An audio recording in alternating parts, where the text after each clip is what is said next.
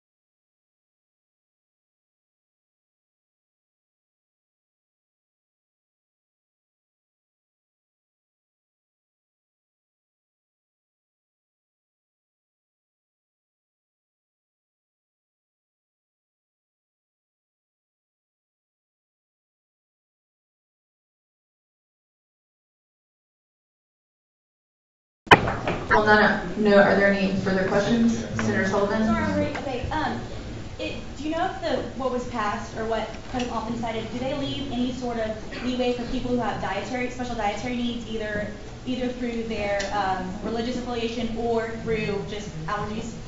They do. They have an appeals process set up where you can appeal to not have to buy a meal plan if you have a special dietary need. They do not recognize vegetarian or vegan as being a special dietary need because they feel like they provide for that already. Brief follow-up, sorry. What about financial? Financial is not considered. Okay, thank you. With that, Senator Bland? Just a point, Phil's, Senator Bowen, at the spring SS meeting where the dining services director spoke, what was the time frame of this being imminent that you said? Would it be imminent that this happens, or would it be down the road? I don't think I was at that meeting. I was not on the SS committee, so I don't think I was at that meeting. I will refer that to Chair Wilson. I'll refer that to Chair Wilson. Yeah. Russo. He was the SS. Oh wait, who was SS chair at the time? You weren't? Okay, good. Okay. Tanner, were you the SS chair at the time? I was. Okay, what happened? Can you repeat the question? Briefly? And no, What was the timeline for it to be implemented? Yes. The timeline for it to be implemented was that once the MSC came back online, then the incoming freshman at that time would be required to purchase. Well, I think the question was, what was the timeline For a final? decision? Stay in order. For a decision? Yes. Within 6 months, give or take, is what I recall. Okay, with that, are there any further questions? Seeing none, this bill will be referred to the Student Services Committee. With that, we will now move into committee reports. Chair Thornburg. No, we're not good. We have the Silver Task issue, Traditions Council Act. I'm meeting with Muster Committee Friday morning at 9:15 if any of you are interested, and Traditions Council exec Monday night at 7:15. If you guys want to help me out with that. And besides that type stuff, call me if you want to do that. And All right, Chair Esparza. Guys, get it together. There's 5 bills of old business that weren't passed. Bills that were researched, that went through committee, that we couldn't get to because we wasted time on dilatory items. And it's just sad. It's sad that all our research was done in committee, and those items should be out for a vote right now, but we don't have the time to do that because we wasted so much time. Just get it together. All right, with that, Chair Caperton. Chair Russo. Howdy guys, we've got we had one bill from the SS committee last night, the second support bill, so I'll be working with Advocate Toma to go forward with the plan on that. We got 2 bills in committee now. We've got the Kleberg crosswalk bill, which is going to go along with the Kleberg crosswalk bill, which is going to be, it's going to go along with the facilities report and all of that we've been doing. And I think that bill is something that needs to be pursued to its fullest. And I'm actually meeting with the Director of Facility Services, Dr. Rod Weiss, on Thursday, so I can bring a lot more input to the meeting. If you are interested in participating in a facilities survey later this year, probably starting in mid-October, then please come to the meeting on Wednesday at 6:45 because we'll be signing up and starting to create the subcommittee process to formalize those reports. And then finally, there's a dining services bill. I've met with David Riddle twice since my last committee meeting about this plan. So if you've got any questions about specifics and you don't have Mr. Riddle's information, then please come to me about it. And we'll be talking about the bill extensively in committee, and that's about it. Okay, Chair Caperton. Howdy, I'll be brief. Stick with me for a second. The External Affairs Committee has pretty much wrapped up our policy brief packet. It's going to be emailed out to everybody a little bit later this week. I really want to encourage you guys to take some time to look at it. I promise you can read through the whole thing in 20 minutes or less, but even if you just want to look over a few, it's very insightful as to the higher education issues or concerns that we have facing students outside of the university. There are 3 bills in our committee, the in-state tuition bill, the new student conference voter registration bill, and the tuition set-aside opposition bill, which may come up for discussion at next week's meeting. Also, kind of the last thing I have is that the External Affairs Committee is going to be working with the Legislative Relations Commission to work to start to outline a mutual legislative agenda for the year. So if any of you would like to contribute to that, you can start coming to our meetings or let me know. That's going to be a big part of what we do. We're going to pass that legislative agenda through here and then pursue it outside of the university thereafter. So email me if you have any questions. Otherwise, you can catch everything else in my committee report. Thank you. All right, Chair McDuffie. Howdy, Senate. CA is responsible for the opinion booth process, which was set up last semester. As you know, as a senator, you have to have 3 hours in the field collecting opinions and whatnot. CA is going to be setting up that process and collaborating with Hillary to get that information out to Senate. So Please be sure to be thinking about that for this semester. All right, with that, we'll now move into executive reports. Vice President Jacob Robinson. Right, well, howdy. Howdy. That's one of the fastest legislative agendas I've ever seen. So we're going to pull this up. Here we go. Dan, you really can't see it far. All right. I did like the teamwork thing. It's like passing the baton on. Really thought, yeah, thank you. All right, legislative agenda, and I'm going to email this out later on also, so you can shoot me an email or come by the office.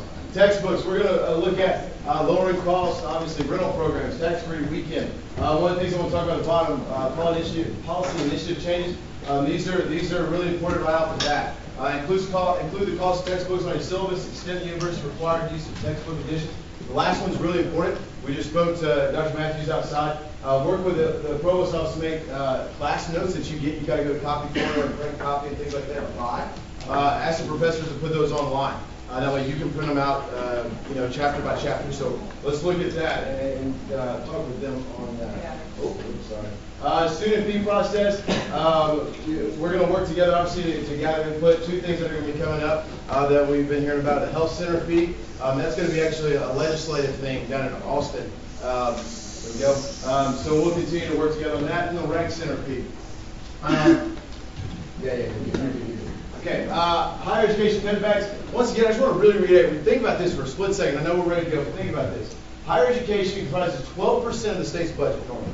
They're cutting 41%. Statewide cuts are coming from higher education. 41% of budget cuts come from higher education. What is that saying to future college kids? We're not that interested, is what it says to me. So let's make sure that we're advocating and we come up with some policies that really hit home with that. The strategic budget reallocation process, the working group, the 3 students that will be sitting on it from the undergrad will be Hillary, Crystal Usher, and myself. Those were voted on in Governance Council. State legislature, obviously work for tuition. Those things we're talking about: budget cuts, deregulation, regulation. We're going to talk about that. Textbook, university-wide system. Or system-wide, excuse me. The CSAB, we're talking about textbooks on there. If you want to see those reports, come ask Conrad. We've got those available. We can shoot out what the CSAB came up with.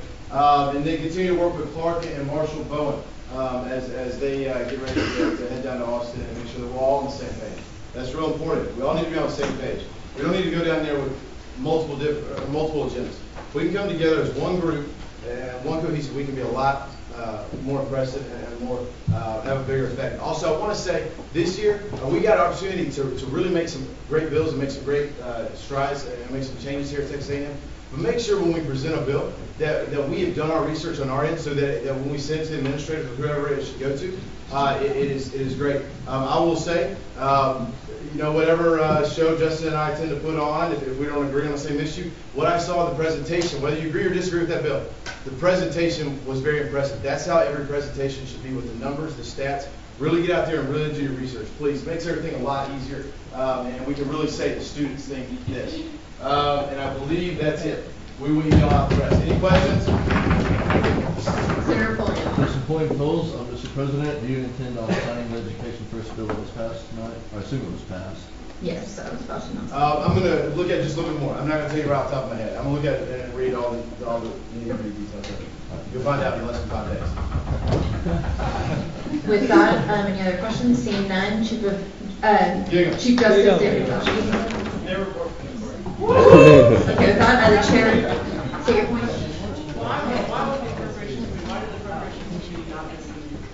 Or for was that to Chair Fitz? We had a whole committee that was going on, we were looking at, one thing in the future, out of hearings.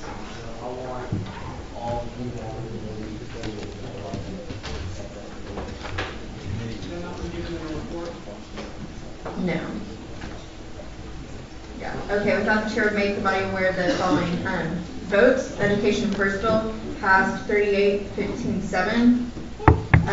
The Executive Records Act, failed 31-27-3, so the veto stands. If anyone has questions about their vote, apparently some people were confused, come talk to me. With that, everyone needs to be doing research, be looking at pieces of legislation you want to pass, kind of echoing what Senator Wilson said earlier. Pass meaningful legislation. With that, you need to have research done. But also in keeping with that, if you're going to be meeting with administrators, the president of the university, or anyone else, please let me know or CC me on that email, because for people to be meeting as senators without my knowing, it's just hard to coordinate with the entire body. And if other people are also wanting to meet with them about the same subject, it would be in the best interested students for y'all to go to that together. So it's not for me to control, just so we're all on the same page. With that, Speaker Pro Tem Bowen. Howdy. Howdy. No report as far as Pro Tem Sutton is concerned. I've kind of been looking around the room to do roll, and I've just kind of left blank if I didn't see you, so I'm just going to call out those names. Bell, like if I don't call your name, it means I'm counting you present. Bell, Radley, Webb, Toch, Munson, Bro, Egebrecht, Johnson, Lamarche, Rodriguez, Murad. Stay in order. I'm here. Reichert, Kirk, and then Cox and Tucker. All right, let's roll.